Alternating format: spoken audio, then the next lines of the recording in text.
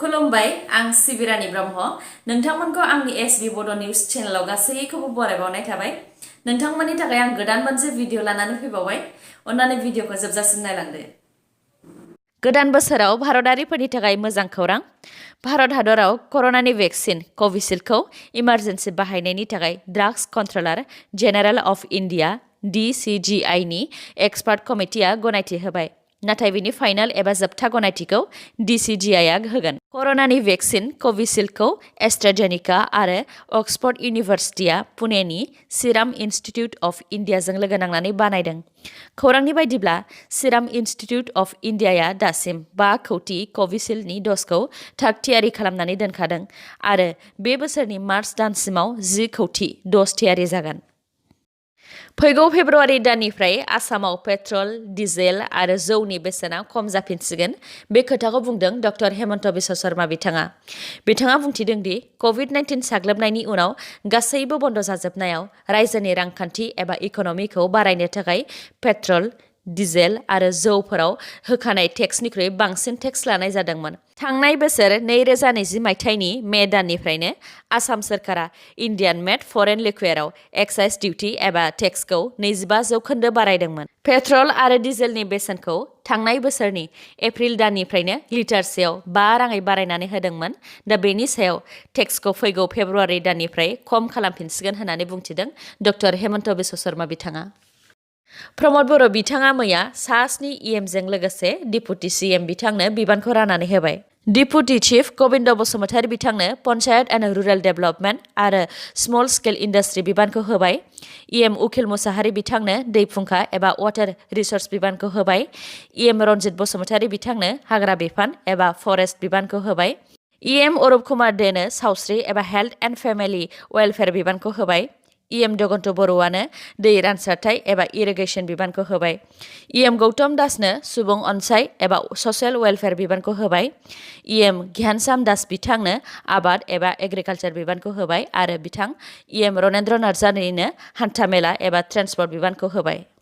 क'क्राझार बड'फा नोगोराव थानाय बड'लेण्ड हायुङारि गौथुमनि सेक्रेटारियेटआव मैया फुंनि 9 रिंगायाव BTR नि चिफ प्रमद बर' बिथाङा अनलाइन वेब पर्टेल बेखेवनाय हाबाफारिनिफ्रायनो सा 8 मावफुं सोद्रोमाफोरनो बिबानखौ राननानै होदों खौरांगिरिनि सिगाङाव BTC एबा BTR नि गाहाय प्रमद बर' बिथाङा बुंथिदों दि गोदानै बेखेवनाय अनलाइन वेब पर्टेलनि गेजेरजों रायजो राजाफोरा मा मोनदों मा मोनाखै बेखौ खौरां दैथायहरनो हागोन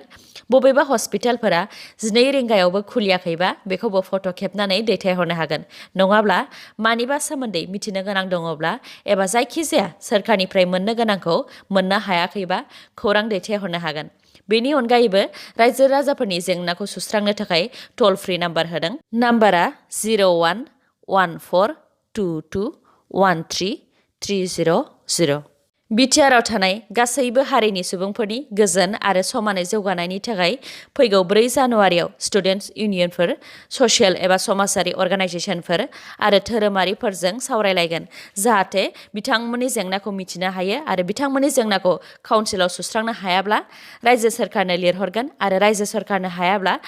सेन्ट्रेलाव एबा मिरु सोरखारनो दैथायहरगोन होननानै बुंथिदों बिथां प्रमद बर'आ बेनि अनगायैबो फरायसालि नागारनाय एबा ड्रप आउट फरायसाफोरनि थाखाय गंजि कलेज गायसनगोन होननानैबो बुंथिदों बे कलेजाव फरायसाफोरा सोलोंथाइ लानायजों लोगोसे स्किल ट्रेनिंबो लानो हागोन जाहाथे जिउ खुंनायाव मदद मोननो हायो मख'नो गोनांदि बे कलेजाव 40 बोसोरनि गाहायसिन फरायसाफोराल' सोलोंथाइखौ लानो हागोन भिडिअखौ जोबजासिम नायलांदो लोगोसे नोंथाङा दासिमबो आंनि चेनेलखौ साबस्क्राइब खालामाखैबा अन्नानै साबस्क्राइब खालामदो लोगोसे बेल आइकनखौबो क्लिक खालामदो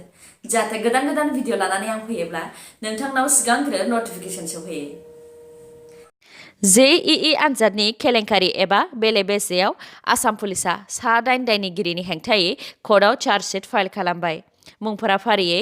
JEE आनजादनि केन्डिडेट नील नक्षत्र दास बिनि बिफा डक्टर ज्योतिर्मय दास आनजादनि इनभिजिलेटर ग्लबेल इडुलाइटनि मालिक भार्गव डेका ग्लबेल इडुलाइटनि काउन्सिलर काकली बुजर बरुआ केन्डिडेटनि जायगायाव गुबुन आनजाद होग्रा प्रदीप कुमार टाटा कनसालटेन्सि सार्भिसनि मावथि हेमेन्द्र नाथ शर्मा आरो प्रान्जल कलिता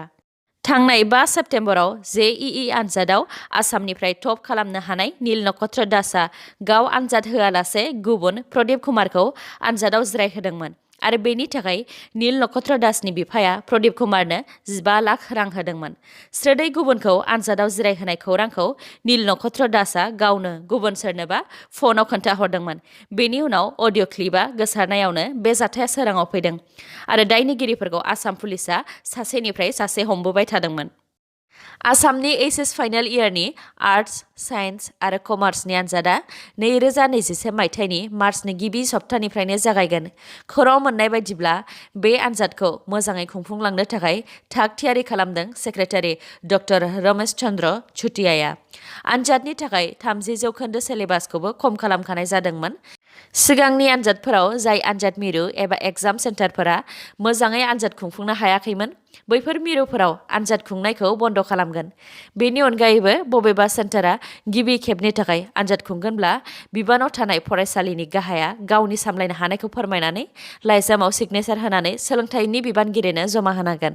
मोनफ्रोमबो सेन्टाराव गोजौ इन्जुर, सीसीटीवी, खाथियाव पस्ट अफिस, हस्पिटाल थानाया गोनांथार। बेफोर गैयाब्ला बे खेबाव आनजाद मिरु एबा एग्जाम सेन्टाराव आनजाद खुंहोनाय जानाय नङा होननानै रोखा फोरमायदों आसाम हायार सेकेन्डारि एडुकेशन काउन्सिलनि चेयारमेन डक्टर दयानन्द गस्वामी बिथाङा।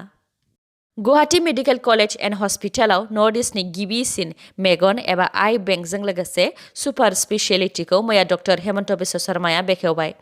बे सुपार स्पेशियेलिटि हस्पिटालनि नैथि विंखौ फेब्रुवारि दानाव बेखेवगोन। बेयाव गं 300 बिसना थानाय केन्सार हस्पिटाल जागोन आरो बेयावनो आइजोफोरनि थाखाय आरो गथ'साफोरनि थाखाय आलदायै हस्पिटालबो थागोन। बोसोर गोदाननि लावखार ओंखाम जानो थांनायावनो गाज्रि एक्सिडेन्ट जादों। गासै 25 सुबुंफोरा गंसे गारिजों जामुनगुरि हाटनिफ्राय आसाम अरुणाचल सिमायाव लावखार ओंखाम एबा पिकनिक जानो थांदोंमोन। पिकनिक जानानै फैफिननाय समावनो गोख्रै खारनाय गारिखौ सामलायनो हायैयाव गारिया बेलथायदों। बे जाथायाव गासैबो दुखु मोनदों, नाथाय 19 गाज्रियैनो जोखोम जादों। गाज्रियै जोखोम जानाय 19नि मादाव बांसिनानो बैसो जानाय आरो आइजोफोर। जोखोम जानाय गासैखौबो फाहामथायनि थाखाय उनाव खाथिनि फाहामसालिसिम लांनाय जादों। दिनैनि भिडिअआ एसेनोसै। गाबोन आरो गोदान भिडिअजों लोगो मोनफिनबावगोन। नोंथाङा दासिमबो आंनि चेनेलखौ साबस्क्राइब खालामाखैबा अन्नानै साबस्क्राइब खालामदो आरो लाइक, कमेन्ट आरो शेयार खालामनो दाबाव। गोजोन्थों।